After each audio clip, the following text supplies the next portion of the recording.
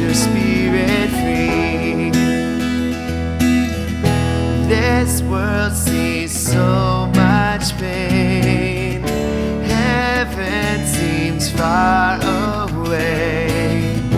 We can't be so afraid to let Him take our shame and bathe in His mercy. All your sons and daughters, there's healing in the waters, there's light within the flowing stream.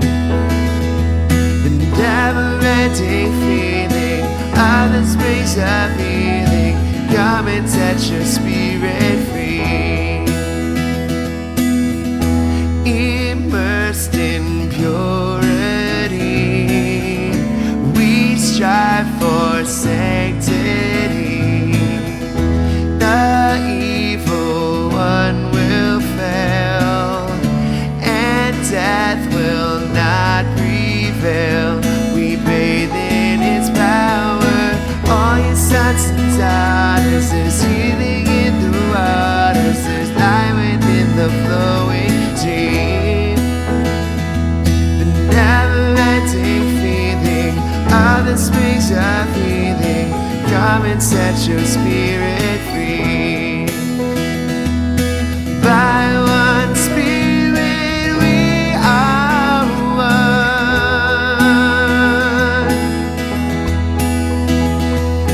marked and sealed for kingdom come.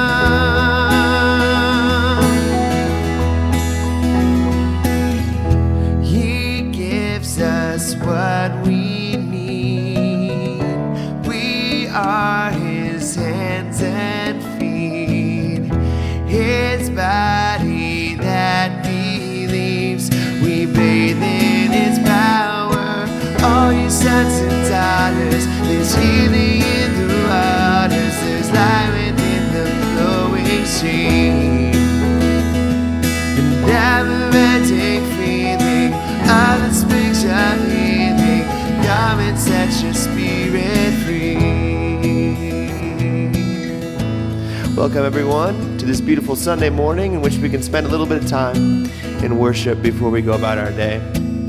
Thanks for tuning in. The day is brighter here with you. The light is lighter than it's you would lead me to believe, which leads me to believe that you make everything glorious. You make everything glorious. You make everything glorious. I am yours. What does that make me?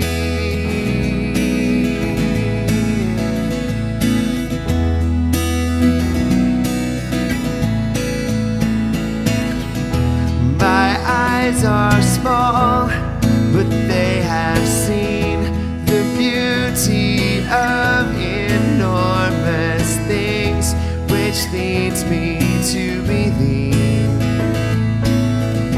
there's light enough to see that you make everything glorious. You make everything glorious. You make everything glorious.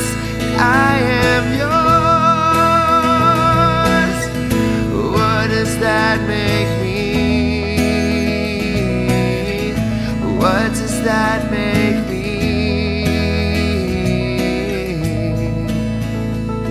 'Cause you make everything glorious. You make everything glorious. You make everything glorious. I am yours.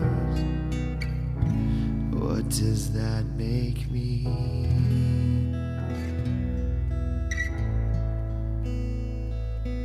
Hey everybody, I'm Jay Martin. Thanks for tuning in to Sunday Morning Worship and Reflection. I'm the Creative Services Technician at St. Anthony of Padua Catholic Church. And lately, the topic that's kind of been on my heart, and what I wanted to just real briefly talk to you guys about this morning, was kind of the aspect of failure. I run the live streams, I make a lot of video content, I work on a lot of different things at my parish, a lot of them technical. And the idea of failure was something that I kind of encountered early on. A lot of my AV expertise and the things I know how to do, I taught myself. I didn't go to school for it. I got my degree in journalism, and now I work at a Catholic church. But the aspect of failure was something that initially was a huge setback for me. It was something where if a project didn't work out, or I couldn't fix an issue, or a group was having a problem with a TV connection and I couldn't fix it, that failure would really sit with me the whole day. It would really kind of put a cloud over me where things didn't go the way I wanted to, the way I expected they would. And that failure really was, in my mindset and my mentality, was a setback. What I really learned through my work life eventually, but also my personal and my prayer life even, was that failure is such an important and necessary step towards success. It's a huge, almost stepping stone towards success. It's something that you really can learn and grow from if you address it and if you look at failure in the right way. So I just got done watching the really great ESPN documentary about Michael Jordan, The Last Dance. And, he has that classic failure story of he didn't make his freshman basketball team.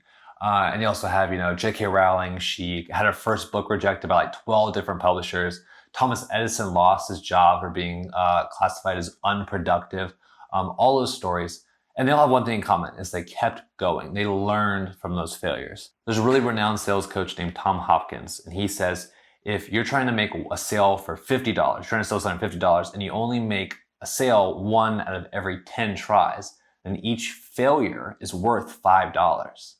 You learn something, you gain something, you make that progress towards success through every failure. The Bible verse that I really want to have you kind of pray through and think about this morning is James chapter 1, verses 2 through 4. It says, "Consider it all joy, my brothers, when you encounter various trials, for you know that the testing of your faith produces perseverance. And let perseverance be perfect, so that you may be perfect and complete, lacking in nothing." So what this verse really tells me is that so that you may be perfect and complete, lacking in nothing. It's through perseverance, it's through failure, it's through getting knocked down that we really gain, we grow, we learn, so that we may lack nothing, so that we may become perfect. We may not be afraid of failure, but instead see it as an opportunity to grow and see it as a way to learn.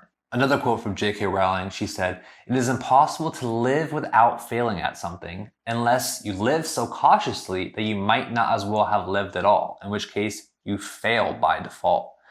So right now, if there's a hobby you want to pursue, if there's a new project you want to take on, and you're not taking it on in fear of failure, then you already are failing because you're living so cautiously that you're not willing to kind of take that leap and take that jump. So I don't know what that looks like for you. Maybe there is no project or hobby, that kind of thing, but I really bet there is something kind of on your heart that you want to kind of take a leap towards, or take even a tiny step towards.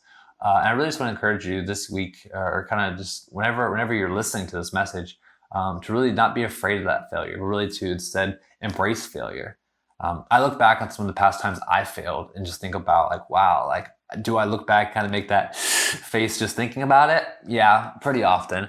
But would I be where I'm at now if not for those failures and if not for those lessons learned? No way. So it's important that we accept failure, but don't expect failure. You want to accept it and say, okay, this didn't work out the way I thought it was going to work out. But that doesn't mean I just need to drop it and never try it again.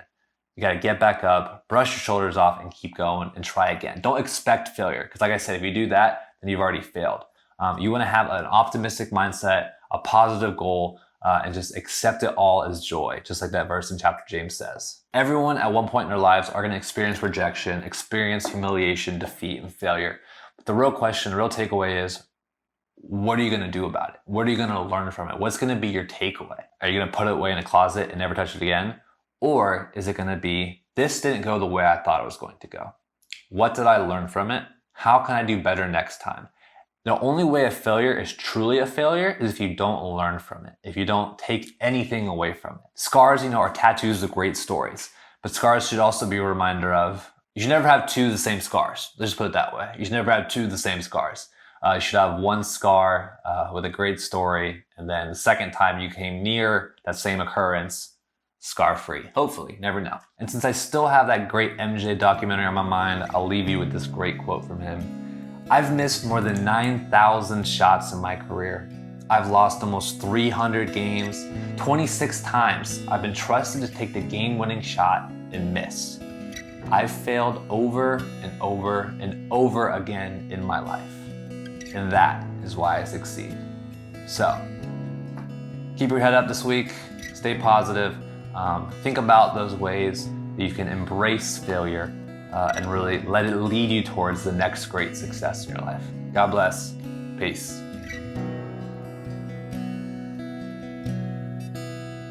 You give life, you are love, you bring light to the darkness, you give hope, you restore every heart that is broken. Great are you, Lord. You give life, you are love, you bring light to the darkness, you give hope, you restore every heart that is broken. Great are you, Lord. It's your breath in our lungs, so we pour out our praise, we pour out our praise. It's your breath in our lungs, so we pour out our praise to you only.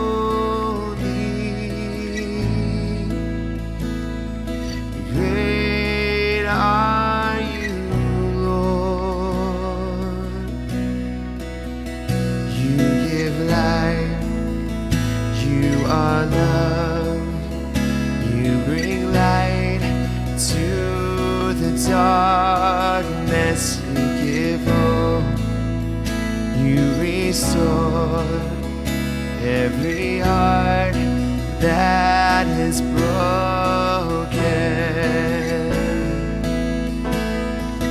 Great are you, Lord. It's your breath, it's your breath in our lungs, so we pour out our praise, we pour out our praise. It's your breath in our lungs, so we pour out our praise to you only.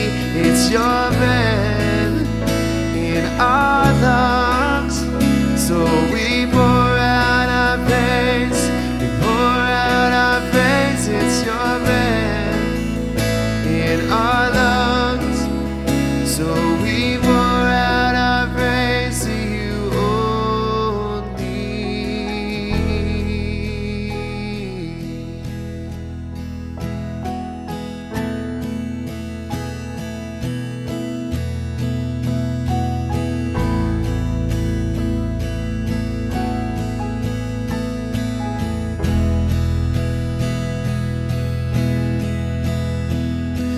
Then all the earth will shout your praise, our hearts will cry, these bones will sing.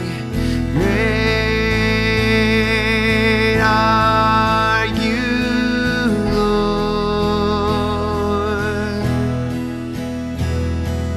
All the earth will shout your praise, our hearts will cry, these bones will sing. Great